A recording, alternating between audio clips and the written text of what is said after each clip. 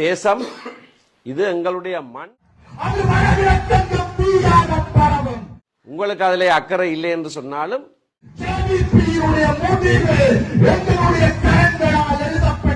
முஸ்பாதி சொந்தங்களுக்கு வணக்கம். இந்த காணொலியில் எதை பற்றி பார்க்க போகிறோம்னா, தேர்தல் பிரச்சாரத்தின் இறுதி நாள் இன்றைய தினம். அந்த வகையில் தேர்தல் பிரச்சார பணிகள் எல்லாம் மும்முரமாக நடந்து கொண்டிருக்கிற இதே சூழ்நிலையில் இந்த தமிழ் தேசிய பரப்பில் பயணிக்கிற கட்சிகள் இந்த தேசிய மக்கள் சக்தியை சாடி பல கருத்துக்களை கூறிய வண்ணம் இருக்கின்றார்கள். அது மட்டும் இல்லாமல் தேசிய மக்கள் சக்தியும் இந்த தமிழ் தேசிய கட்சிகளுக்கு வாக்களிக்க கூடாது, மக்களை அவர்கள் தொடர்ந்து மாற்றினர் என்ற பொருள்பட தொடர்ந்து தங்களுடைய கருத்துக்களை முன்வைச்ச வண்ணமே இருக்கின்றார்கள். அந்த வகையில் சுகாஸ் அவர்கள் வட்டுக்கோட்டையில் ஒரு தேர்தல் பிரச்சாரத்தை நடத்தியிருப்பார். அந்த காணொலியையும், அது மட்டும் இல்லாமல் சுமந்திரன் அவர்களும் ஒரு தேர்தல் பிரச்சாரத்தை நடத்தியிருப்பார். அந்த காணொலியை நான் அதோட நினைக்கிறேன், பார்த்துக்கொள்ளும்.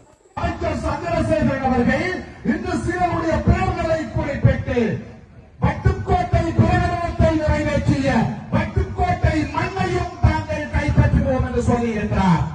அமைச்சர் சந்திரசேகரன் அவர்களே, உங்களுக்கு பகிரங்கமாக சவால் விடுக்கின்றோம். எமது வட்டுக்கோட்டையில் வட்டுக்கோட்டை தீர்மானம் நிறைவேற்றப்பட்ட மண்ணில் அண்ணன் கடனுடைய சைக்கிளை விட உங்களுடைய கட்சி ஒரு வாக்கு தரக்கூட இருந்தால் அண்ணனுடைய தம்பியாகிய நான் அரசியலில் இருந்து ஒதுக்குகிறேன். இது பகிரங்க சவால். இந்த தேர்தலில் வட்டுக்கோட்டையில் ஜேவிபி சமப்பட்டிகளுக்குள் அடக்கம் செய்யப்படும். அது வடகிழக்கெங்கும் தீயாக பரவும்.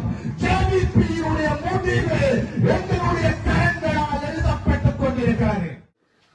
இது சம்பந்தமாக, இந்த காணிகள் சம்பந்தமாக யாருக்காவது உரிமை இருக்கிறது என்று சொன்னால் 3 மாத கால அவகாசத்துக்குள்ள, அந்த வர்த்தமானி பிரசுரிக்கப்பட்டு 3 மாத காலத்துக்குள்ள அவர்கள் காணி ஆணையாளர் நாயகத்திட்ட தங்களுடைய கோரிக்கைகளை முன்வைக்க வேணும். அப்படி அந்த கோரிக்கைகளை முன்வைக்காமல் விட்டால் அது அரச காணியாக பிரகடனப்படுத்தப்படும். இதுதான் இந்த சட்டத்தில் இருக்கிற விஷயம்.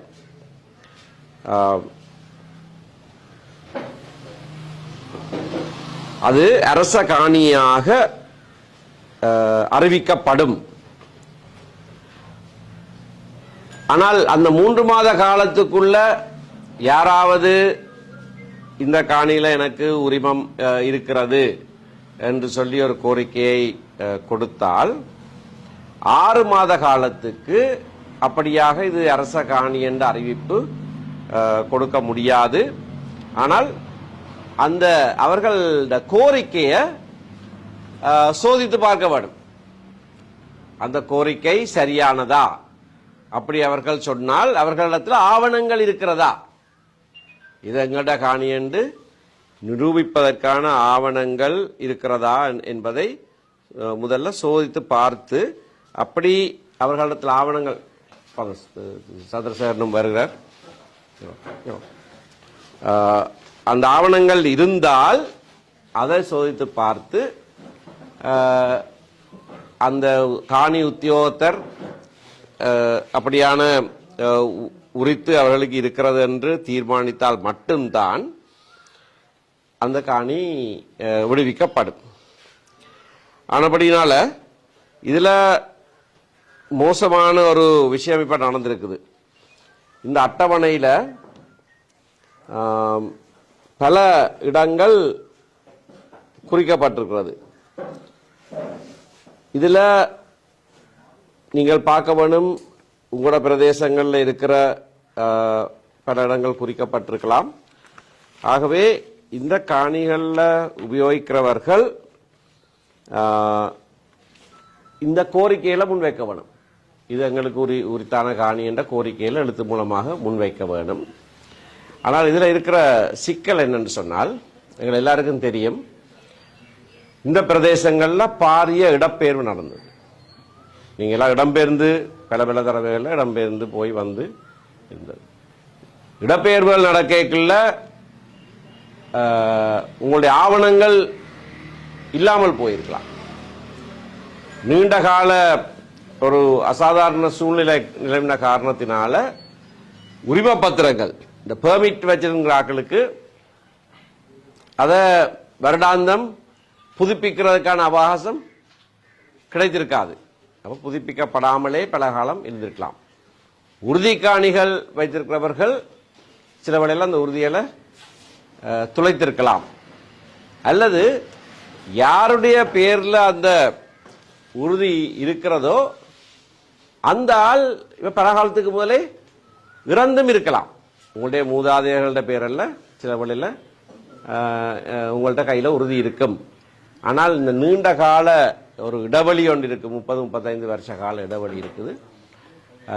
ஆனபடினால இந்த இடைவெளியில இந்த ஆவணங்கள் தொலைந்ததும் ஆவணங்கள் வேறு ஆட்கள்ட பேர்ல இருப்பதும் இந்த ஆவணங்களை சரியாக நாங்கள் புதுப்பிக்க முடியாத ஒரு சூழல் இருந்ததும் இதுக்கு ஒரு தடையாக இந்த கோரிக்கையை இந்த சட்டத்தில் சொல்லப்பட்டவாறு இந்த கோரிக்கையை முன்வைத்து நாங்கள் இது எங்களுடைய நிலம்தான், எங்களுக்கு இந்த நிலத்தின் மீது உரிமை இருக்கிறது என்று சொல்லுவது சில வேளையில் கடினமாக இருக்கும்.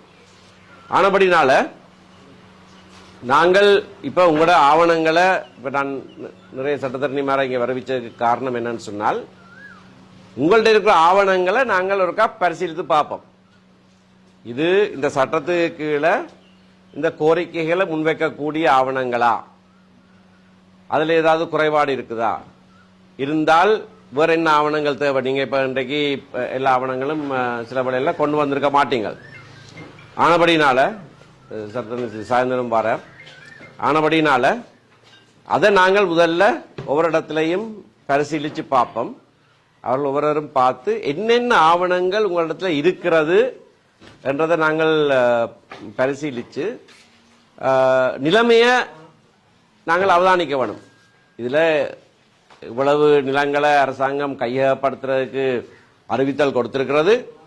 அதிலே இது எங்களுடைய நிலம்தான் என்று நிரூபிக்கக்கூடிய ஆவணம் இருக்கிறவர்கள் யார், அது எவ்வளவு சதவீதமானவர்களுக்கு அது இருக்கிறது என்று தெரிந்தால் நாங்கள் அதையும் அரசாங்கத்தில் சொல்ல முடியும். உங்களுக்கு தெரியும், நேற்றைய தினம் அரசாங்கத்தினத்தில் நாங்கள் சொல்லியிருக்கிறோம், இந்த வர்த்தமானி பிரசுரத்தை உடனடியாக மீள கைவாங்க வேண்டும் சொல்லியிருக்கிறோம். அதுக்கு காரணம் நான் ஏற்கனவே சொன்னதை போல இந்த உரிமங்களை நிரூபிக்கிறதுக்கான ஆவணங்கள் பல இடத்துல இருக்காது என்பது எங்களுக்கு ஏற்கனவே தெரியும். குடிபெயர்ந்து இருக்கிறார்கள் இருக்கணும், வேற நாடுகளுக்கு போயிருக்கிறார்கள் இருக்கணும். அது அவர்களுடைய காணிகள் எல்லாம் கைவிடப்பட்ட காணிகளாக சில வேளையில் கருதப்படுறதுக்கு சந்தர்ப்பம் இருக்குது. நாங்கள் புலம்பெயர்ந்த நாட்டில் இருக்கிறவர்களுக்கும் ஒரு விசேஷித்த வேண்டுகோளை விடுக்கிறோம். இந்த நேரத்தில் உங்களுக்கு சொந்தமான காணிகள் இங்கே இருக்குமாக இருந்தால் தயவு செய்து இங்கே வந்து அல்லது ஒரு சட்டபூர்வமாக அட்டோர்னி தத்துவக்காரர் ஒருவரை நியமித்து அவர் மூலமாக இந்த காணிகளுடைய உரிமங்களை நீங்கள் கோர வேண்டும். நீங்கள் நாட்டை விட்டு போயிருக்கலாம், ஆனால் இங்கே எங்களுடைய நிலங்கள் அரசு உடைமையாக்கப்பட போவது என்பது ஒரு மிகவும் மோசமான ஒரு விடயம், ஒரு பாரிய விடயம். சரி, உங்களுக்கு அந்த காணிகளை வைத்திருப்பதிலே அக்கறை இல்லை என்று சொன்னாலும் உங்களுடைய அட்டோர்னி தத்துவக்காரர் மூலமாக அதை இங்கே வாழுகிற மக்களுக்கு எழுதி கொடுங்க. இங்கே காணி இல்லாமல் இருக்கிற மக்களுக்கு, இல்லாட்டி குறைவாக இருக்கிற மக்களுக்கு, இல்லாட்டி பிள்ளைகளுக்கு காணி கொடுக்க முடியாமல் இருக்கிற மக்களுக்கு, இங்கே வாழ்ற மக்களுக்கு அந்த காணிகளை நீங்கள் இனாமாக எழுதி கொடுங்க. இது அரச உடைமையாக போவதற்கு தயவு செய்து அனுமதிக்க வேண்டாம்.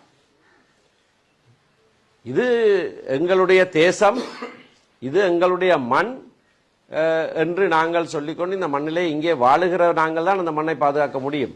ஆனால் உங்களுடைய பேர்ல காணிகள் இருந்தால் தயவு செய்து அதற்கான உரிமத்தை கோருங்கள். உங்களுக்கு அதிலே அக்கறை இல்லை என்று சொன்னாலும் அதை இங்கே வாழுகிற மக்களுடைய, இந்த பிரதேசத்திலே வாழுகிற எங்களுடைய மக்களுக்கு அதை நீங்கள் எழுதி கொடுத்து அவர்கள் அந்த உரிமத்தை கோருவதற்கு வகை செய்ய வேண்டும் என்று புலம்பெயர்ந்த நாடுகளில் வாழ்ற மக்களிடத்தில் நான் கேட்கிறேன். இதுக்கு மேலதிகமாக இந்தியாவில் அகதிகளாக ஏராளமான மக்கள் இருக்கிறார்கள். கிட்டத்தட்ட 1 லட்சம் அண்மித்த அளவு மக்கள் இப்ப 1.5 லட்சம் இருந்தார்கள், சிலர் திரும்பி வந்திருக்கிறார்கள். 1 லட்சம் போன்ற அளவுக்கான மக்கள் இன்னமும் சர்வதேச சட்டத்தில் அகதிகள் என்ற பெயரோடு இருக்கிறார்கள். அப்போ ஒரு நாட்டு மக்கள் இன்னொரு நாட்டில் சர்வதேச வரைவிலக்கணத்தின் படி அகதிகளாக இருக்கிற போது அவர்களுடைய நிலங்களை அவர்கள் கைவிட்டு விட்டார்கள் என்று சொல்லி அரசாங்கம் கையகப்படுத்துவது முறையற்ற செயல். அதுக்கு நாங்கள் அனுமதிக்க முடியாது. ஆனபடியினால்தான் இவை எல்லாவற்றையும் அவதானித்துத்தான் இந்த வர்த்தமானி பிரசுரம் உடனடியாக நீக்கப்பட வேண்டும் என்று நாங்கள் கோரிக்கை வைத்திருக்கிறோம். ஆனால் அரசாங்கம் அந்த கோரிக்கையை நாங்கள் வலுக்கட்டாயமாக வற்புறுத்தி செய்கிற அதே வேளையில் எந்தெந்த அளவுக்கு உரிமை பத்திரங்கள் உண்மையாகவே இருக்கிறது, எந்த அளவுக்கு அது இல்லாமல் இருக்கிறது என்ற தரவுகளையும் நாங்கள் திரட்டிக் கொள்வது முக்கியமானதாக இருக்கிறது. இன்றைக்கு வடமராட்சி கிழக்கு பிரதேசத்தில் இருக்கிற இது சம்பந்தமான தகவல்களை திரட்டுவதற்காக இங்கே வெற்றிலக்கணியிலே நாங்கள் இந்த சட்டத்தரணிகள் குழாம் வந்திருக்கிறோம். இன்றைக்கு மத்தியானம் 2 மணிக்கு முல்லைத்தீவிலே நாங்கள் அங்கே இருக்கிற மக்களையும் சந்திப்போம். நாளைக்கு கிளிநொச்சியிலேயும் மக்களை சந்திப்போம். ஏனென்றால் இந்த 3 மாவட்டங்களிலேயும் தான் மிக பிரதானமாக இந்த வர்த்தமானி பிரசுரம் பல காணிகளை அடையாளப்படுத்தி இருக்கிறது. ஆகவே ஒரு பக்கத்தில் காணிகளை விடுவிக்கிறதாக சொல்லிக்கொண்டு மறுபக்கத்தில் இதெல்லாம் கைவிடப்பட்ட காணிகள் தரிசு நிலங்கள் என்று சொல்லி இந்த காணிகளை அரச உடைமையாக்க முனைவது மோசமான ஒரு செயற்பாடு. அதை அரசாங்கம் கைவிட வேண்டும். ஆனால் இன்றைக்கு நாங்கள் உங்களிடத்திலிருந்து இந்த தரவுகள் சிலவற்றை இங்கே சட்டத்தரணி சாயந்தன் ஒரு படிவம் ஒன்றை கொண்டு வந்திருக்கிறார். இதை நாங்கள் நிரப்பி எந்த அளவுக்கு மக்களிடத்திலே என்ன விதமாக உரிமை பத்திரங்கள் இருக்கிறதா இல்லையா என்ற விவரங்களை இன்றைக்கு திரட்ட